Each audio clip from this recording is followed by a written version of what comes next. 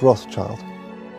Dear Lord Rothschild, I have much pleasure in conveying to you, on behalf of His Majesty's government, the following declaration of sympathy with Jewish Zionist aspirations, which has been submitted to and approved by the Cabinet.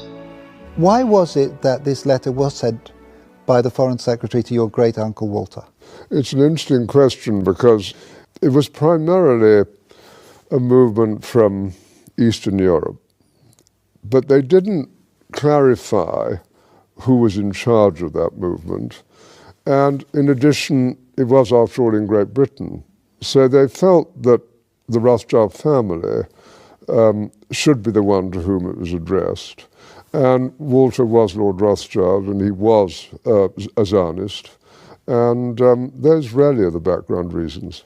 So Walter received the Balfour Declaration, and I have a copy here. And I wonder if I could possibly ask you to read it for us. Yes, indeed. Yeah.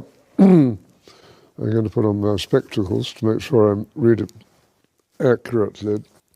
His Majesty's government view with favour the establishment of Palestine as a national home for the Jewish people, and will use their best endeavours to facilitate the achievement of this object, it being clearly understood that nothing shall be done which may prejudice the civil and religious rights of existing non-Jewish communities in Palestine, or the rights and political status enjoyed by Jews in any other country. I should be grateful if you would bring this declaration to the knowledge of the Zionist Federation. Yours, Arthur Balfour. And here it is, the Balfour Declaration. What do you feel when you see it here?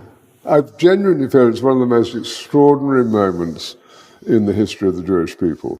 If you think it took 3,000 years to get to this, and then you say, how did this miracle happen?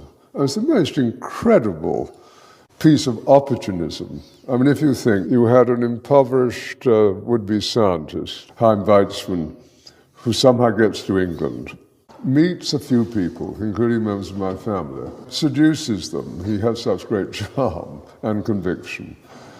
He gets to Balfour, and he unbelievably persuades Balfour and Lloyd George, the Prime Minister, and most of the ministers, that this idea of the national home for Jews should be allowed to take place. I mean, it's so unlikely.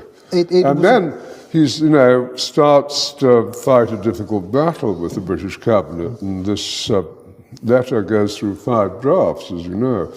And in the end, it comes out as a rather compromising letter. I mean, the essential point is there for the Jewish community to fasten on to. You have the first bit, which promises a national home rather than the national home, and then you have the bit that nothing that's to be done should in any way harm the Arab community.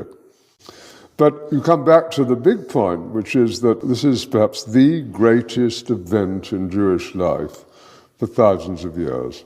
And it's a miracle.